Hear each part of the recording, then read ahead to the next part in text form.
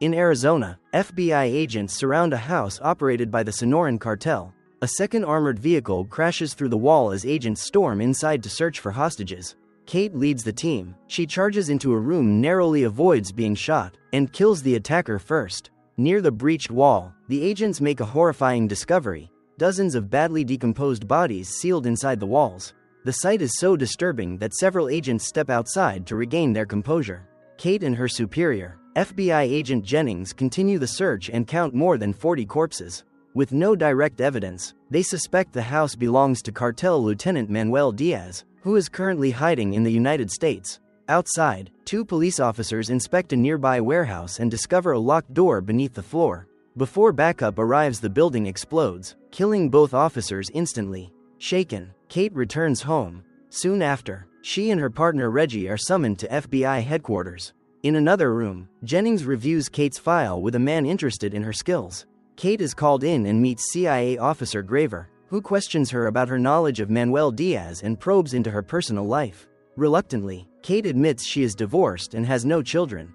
Later, they reveal a joint task force led by Graver to dismantle the Sonora Cartel, and Kate is offered the role of liaison officer. Their first target is Manuel's brother, believed to be hiding near El Paso, though details remain vague. Jennings reminds Kate that the assignment is voluntary. She agrees, on the condition that she is directly involved in taking down those responsible for the bodies in Arizona. Reggie drives Kate to an Air Force base, but only she is allowed inside. On the runway, she meets Graver, who is waiting beside a private aircraft. Once on board, another man joins them. Kate introduces herself, but he gives no name, only asking whether she has ever been to Mexico. Kate assumes they are heading to El Paso and looks to Graver for confirmation, but he appears asleep. In Texas, they are met by CIA Special Activities and transported to a U.S. military base. Kate realizes she is now part of a much larger operation. The team has captured Guillermo and plans to escort him back to base, warning that cartel forces may attempt an ambush. After the briefing, Kate learns that Alejandro was once a federal prosecutor in Mexico and holds Colombian citizenship. This deepens her suspicion, but Alejandro tells her everything will make sense in time. Graver explains that Alejandro is an advisor, though Kate questions the legality of his role. Graver tells her she can walk away, or stay and make a real difference. The task force forms a convoy and crosses into Mexico, joining a larger federal police escort. As they pass through quiet streets, Kate is stunned by bodies hanging from a bridge. Realizing the cartel knows their route, the convoy changes direction and reaches the facility holding Guillermo. Alejandro warns that the cartel is most dangerous near the border and cautions Kate that many state police are compromised. After securing Guillermo, the team heads back. Near the border, traffic slows to a standstill. Alejandro spots cartel vehicles slowly closing in and tells Kate to prepare. Weapons are raised, but the order is clear: do not fire unless fired upon. When one cartel member exits his vehicle, the team moves instantly. Delta Force eliminates everyone in the first car, while the second vehicle is taken down by CIA operators. Amid the chaos, Kate kills a lone federal policeman who attempts to assassinate her. Just before the team escapes the scene, they return to the base, where Kate is still shaken and unsure whether what they just did was legal. Graver tells her this is the future of warfare, and she needs to understand how things truly work. He heads to the interrogation room where Guillermo is being held, but Guillermo pretends not to understand English. Graver anticipates this and plans to bring in an old friend to make him talk. Alejandro is later approached by a Mexican police official, an old friend from his former life. Both are glad to see the other still fighting. Rafael tells Alejandro about a secret tunnel used by the cartel for smuggling and urges him to act quickly. Before leaving, Rafael apologizes for what happened to Alejandro in the past. Alejandro enters Guillermo's interrogation room carrying a bottle of water. Guillermo recognizes him instantly and in fear calls him Medi.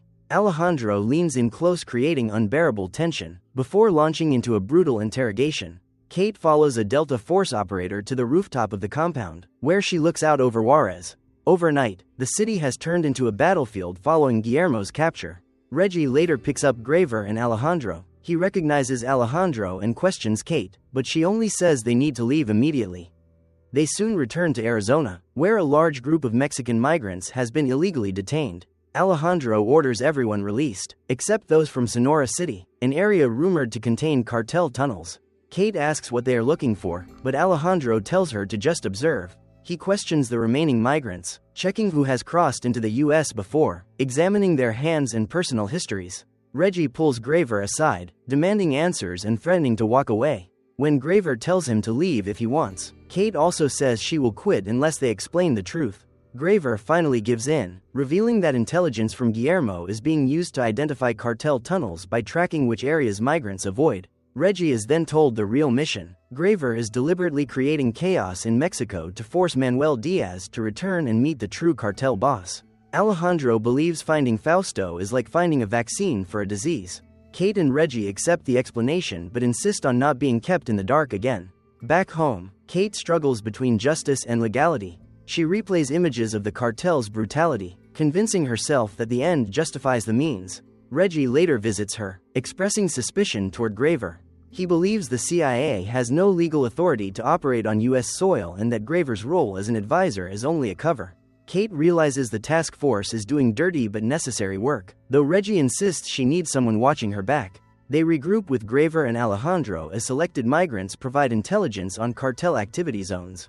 Graver orders Kate to alert SWAT when they begin surveillance on a bank used to launder Manuel's money. Inside, they identify a female money mule depositing large amounts of cash. When she exits the bank, the team moves in and arrests her, finding her bag filled with cash.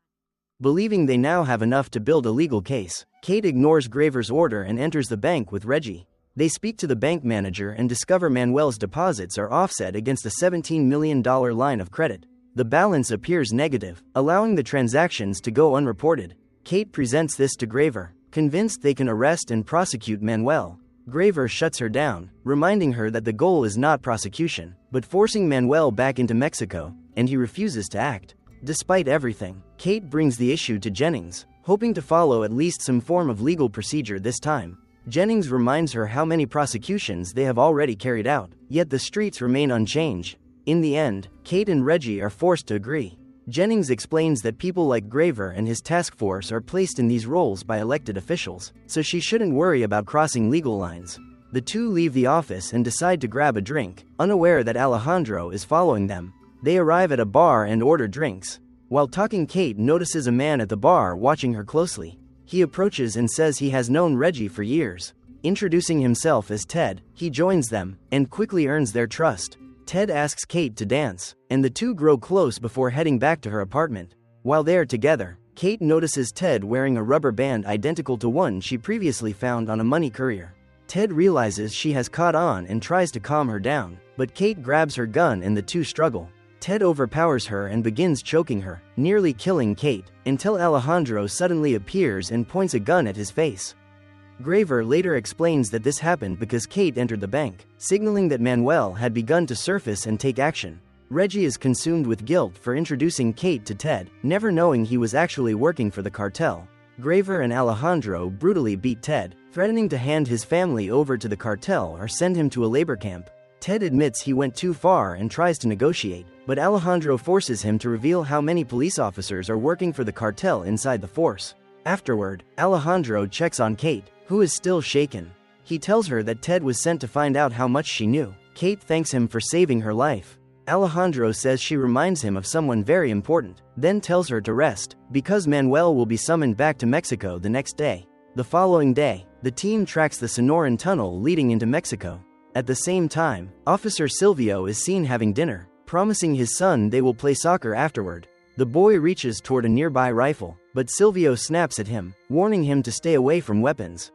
Later, Kate and Reggie enter the room where Graver's task force is monitoring Manuel's house, waiting for any sign of movement. The plan is to hit the tunnel, eliminate couriers and cartel gunmen, and create chaos as Graver ordered. Soon, they see Manuel leave his house, confirming the signal to move. Graver initially does not want Kate and Reggie involved, doubting they can stay silent with the FBI.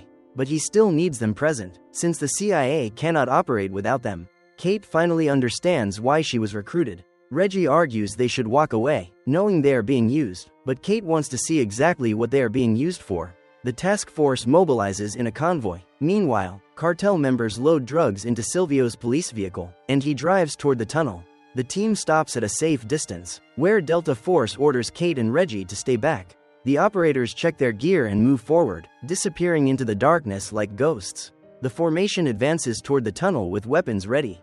Upon reaching the entrance, Graver authorizes lethal force. He enters first, drawing his knife and descending slowly. From behind, Kate and Reggie hear muffled struggles and choking screams, before seeing several bodies already taken down by Graver. They push deeper into the main chamber of the tunnel and hear the lead team engaged in a fierce firefight with the cartel. Kate moves forward and nearly gets hit, but Reggie takes down the gunman and tells her to stay close behind him. On the Mexican side, Silvio hurriedly unloads the drugs as gunfire draws closer. Before he can escape, Alejandro appears and shoots the cartel member beside him. Silvio recognizes him and calls him Medi. At that moment, Kate emerges and orders Alejandro to release the officer, but Alejandro fires a warning shot into her body armor, making it clear she must never point a weapon at him. Alejandro then drives off in the police car with Silvio, reporting into the team. They provide him with Manuel's route and distance. Trembling, Silvio says he has a son. Alejandro tells him to follow orders if he ever wants to see his child again. Back at the tunnel, the task force has secured the area when Reggie realizes Kate is missing. As they move to find her, Kate stumbles out of the tunnel. She lunges at Graver, but he slams her to the ground and restrains her, while Delta Force holds Reggie back. Graver forces Kate to calm down, explaining she took the wrong tunnel and saw things she was never meant to see. Kate demands to know who Medellin is. Graver explains that Medellin refers to a time when a single power controlled the drug trade. What Kate witnessed was Alejandro restoring that order. Alejandro is revealed to be a CIA-trained assassin who once worked for the Colombian cartel Medi. While the CIA used him, Alejandro has been using the CIA to take revenge on Fausto and the Sonora cartel, the men who beheaded his wife and threw his daughter into a vat of acid. Kate insists this is wrong and vows to expose everything the CIA is doing, but Graver warns her that doing so would be a fatal mistake. Meanwhile, Alejandro and Silvio spot Manuel's vehicle ahead. Alejandro orders Silvio to turn on the lights and force the car to pull over. Using the loudspeaker, Silvio tells Manuel to step out. Manuel reluctantly complies, asking if the officer knows who he is. After disarming him, Alejandro orders Silvio out of the car. As they face each other, Alejandro suddenly shoots Silvio dead, then shoots Manuel in the leg. Manuel claims he is a boss, but Alejandro knows exactly who he is and demands to be taken to his real master. He threatens to have Manuel's family raped by 20 men if he resists. Alejandro forces Manuel to drive to Fausto's estate, immediately killing a guard after he radios in that all is clear. Manuel panics and asks what will happen to him, but Alejandro ignores him. At another heavily guarded gate, Alejandro slaughters the guards and shoots Manuel in the neck, leaving him to bleed out in the car. Alejandro enters the estate and silently kills another guard. He finds Fausto dining with his wife and 2 sons, holds him at gunpoint, and calmly sits down. Speaking in English so the children will not understand, he tells Fausto that he can eat with his family while slaughter rules the streets. Fausto replies that the men who sent Alejandro are no different from him, and asks whether Alejandro's wife would be proud of what he has become. Alejandro tells him not to mention his daughter. Fausto claims it was just business, but to Alejandro it is personal. Fausto begs not to be killed in front of his family. Alejandro quickly executes everyone except Fausto, leaving him trembling in horror before finally killing him as well. Later, Kate stands on her apartment balcony when she senses someone behind her and hears a warning to step away. She goes inside and finds Alejandro holding her gun, ordering her to sit. Shaking, Kate obeys. Alejandro tells her she reminds him of his daughter. He hands her a document granting immunity to the CIA and to himself and orders her to sign it. Kate reads the paper but cannot bring herself to sign. The pressure overwhelms her and she breaks down. Alejandro places the gun under her chin and explains that her death would look like a suicide. Kate signs. Alejandro tells her to move to a small town, saying she is not a wolf and will not survive in this world, then leaves. As Alejandro reaches the parking lot, Kate steps onto the balcony with another gun and aims down at him. Alejandro looks up unafraid. Kate cannot pull the trigger and watches him walk away. Silvio's widow and son attend the boys' soccer game. Nearby gunshots echo through the area, but no one reacts. It is treated as just another ordinary day. The film ends.